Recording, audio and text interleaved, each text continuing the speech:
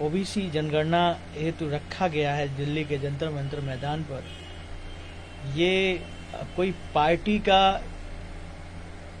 ये कोई किसी जाति का या कोई किसी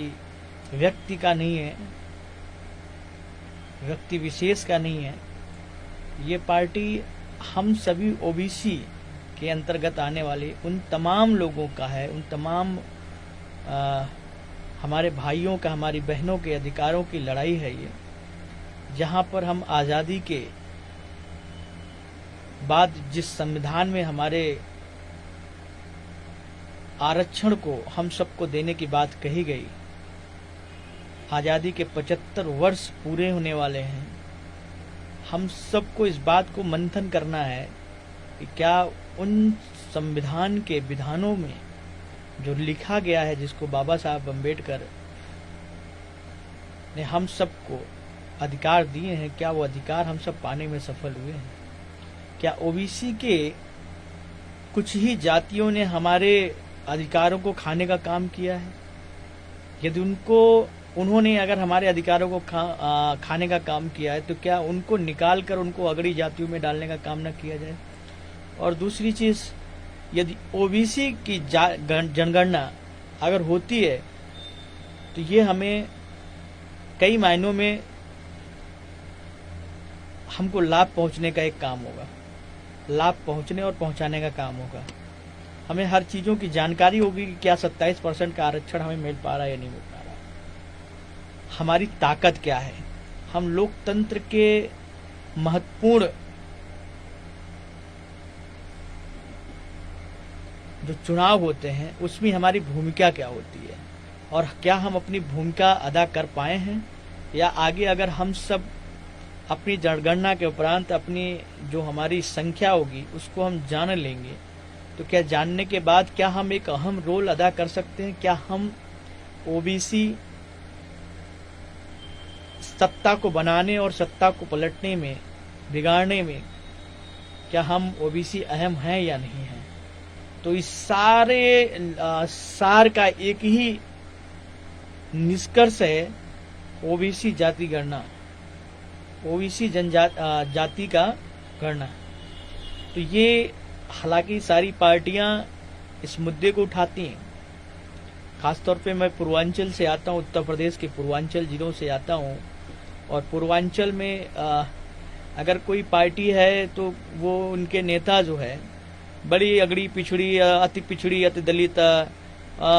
अनुसूचित जातियों की बात करते हैं, ओबीसी जनगणना की बात करते हैं, पर आज वो 20 सालों से सिर्फ और सिर्फ अपने बेटे को स्थापित करने के लिए सिर्फ और सिर्फ जातियों को अपने जुबान पे रट के 17, 18, 20 जातियों के नाम रट के और उनके हक अधिकार की बात करते हैं, और जब हिस्सा लेने की बात आती है तो स्वयं की हिस्सा पहले, फिर बेटे की हिस्सा, फिर दूसरे बेटे की हिस्सा, फिर रिश्तेदारों की हिस्सा, फिर अन्य लोगों की हिस्सा, जिसमें वो हमको पैसा दे पाए। आप लोग पूर्वांचल के लोग इस बात को भली बात समझ रहे हैं कि हम किसकी बात कर रहे हैं। तो ये जो उत्तर प्रदेश में परिवारवाद की जो परंपरा चली आ रही है, परिवारवाद जो राजनीति में हावी है, कहीं न कहीं ऐसे लोगों के ऊपर न विश्वास करके आज जो राष्ट्रीय समाज पक्ष अपने इस मुद्दे को लेकर 5 अगस्त 2022 को दिल्ली के जंतर मंतर मैदान पर भव्य मोर्चा का आयोजन जो हो रहा है, उसमें आप पार्टी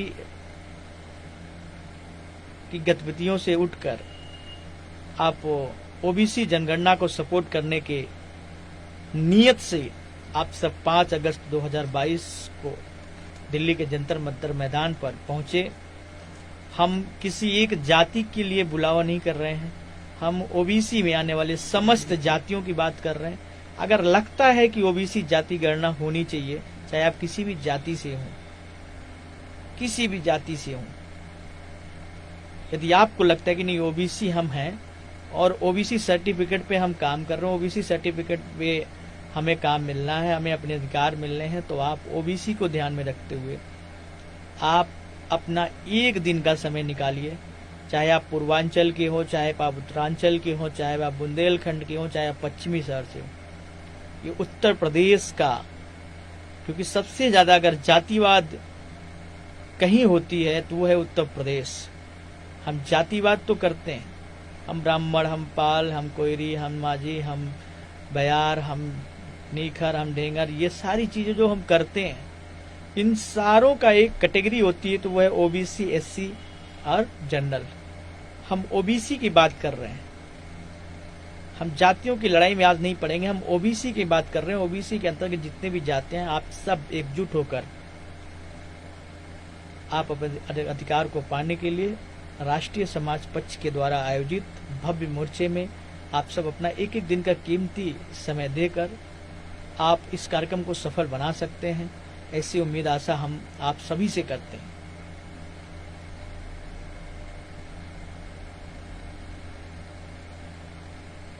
जो पूर्वांचल के रहने वाले हैं वो शाम को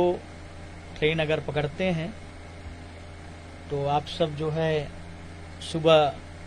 4 से 5 बजे तक आप जो है दिल्ली पहुंच जाएंगे, और मेट्रो से या फिर बस से आप सुविधा लेकर आप जंतर मंतर मैदान पहुंच सकते हैं और अपनी भागीदारी सुनिश्चित कर सकते हैं। ये सब लड़ाई आप सबके लिए है, आप सबके अधिकारों के लिए है। ये हमारा आपका दायित्व बनता है। जिस तरह से एक पिता अपने बेटों के लिए, अपनी बेटी के लिए, अपनी पत्नी के लिए, अपने परिवार के सदस्यों के लिए घर का निर्माण करता है और उस घर को निर्माण करके अपने परिवार को सौंप देता है, और सौंपने के बाद उस परिवार की जिम्मेदारी बनती है कि हमको इस घर में कैसे रहना है, इस घर को कैसे आगे बढ़ाना है, इस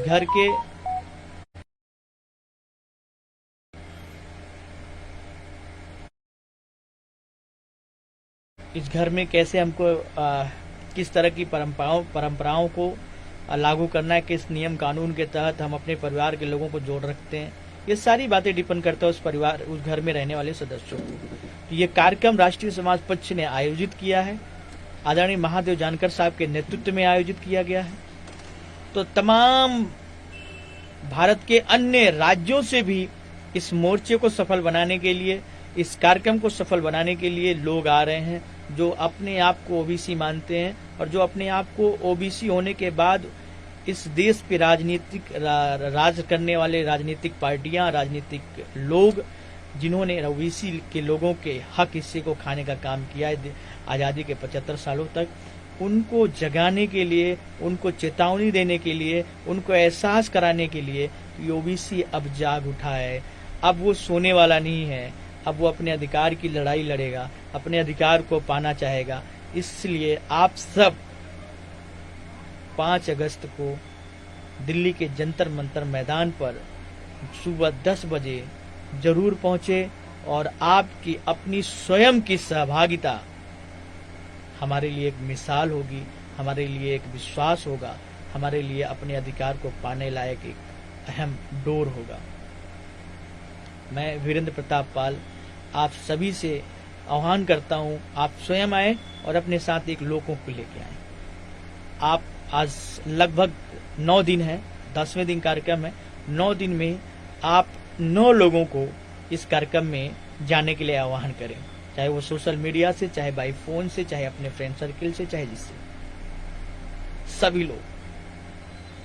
क्योंकि ये लड़ाई आपकी है। ये लड़ाई सिर्फ महादेव जानकर साहब की नहीं है, ये लड़ाई सिर्फ कुमार सुशील की नहीं है, ये लड़ाई सिर्फ बाला साहब लेंगरे की नहीं है, ये लड़ाई सिर्फ अन्य पदाधिकारियों की नहीं है, या अन्य जिलाध्यक्षों की नहीं है, या प्रदेश अध्यक्षों की नहीं है। ये लड़ाई आप हम सभी उत्तर प्रदेश के रहने वाले ओबीसी भाई बहनों का है। अतः आप सब अपने जीवन का एक महत्वपूर्ण दिन निकालकर इस कार्यक्रम को सफल बनाएं। आप सबका आना हम सब के लिए कार्यक्रम को सफल बनाने और अपने अधिकार की लड़ाई में सफल होने का कारण बनेगा। मैं इन्हीं सब बातों के साथ आप सबके बीच जल्द ही एक गीत लेके आ रहा हूं। उम्मीद करूंगा कि जैसे ही लाइट आ जाएगी, आज ही मैं आप सबको वो गीत आप सबके बीच में पहुंचाऊंगा। और 5 तारीख को दिल्ली के जंतर मैदान पे आप सबसे मुलाकात होगी। तब तक मैं बीच में आऊँगा लाइव और आप सबसे बातें करूँगा। आप सबसे निवेदन है, अपने अपने क्षेत्र में, अपने अपने गांव में, अपने अपने रिश्तेदारों में, खासतौर पे जो दिल्ली में रह रहे हों, यूपी के लोग, पूर्वांचल के लोग, उत्तरांचल के लोग, बुंदेलखंड के लोग, तो उनको सूचित करें कि इस दिन इस मैदान पर इतने बजे जरूर आएं। कुछ दिन के लिए छुट्टी ले लें, इस बात के लिए कि आप अपने इस बात के कि ये मेरा स्वयं का अपना कार्यक्रम है, स्वयं के कार्यक्रम को मुझे जाना है। इसलिए जो दिल्ली में हो, खासतौर पे पूर्वांचल के लोग, पश्चिमी के लोग, उत्तरांचल के लोग, बुंदेलखंड के लोग, वो स्वयं दिल्ली में उस दिन अपने इस कार्यक्रम को सफल बनाने के लिए पहुंचे।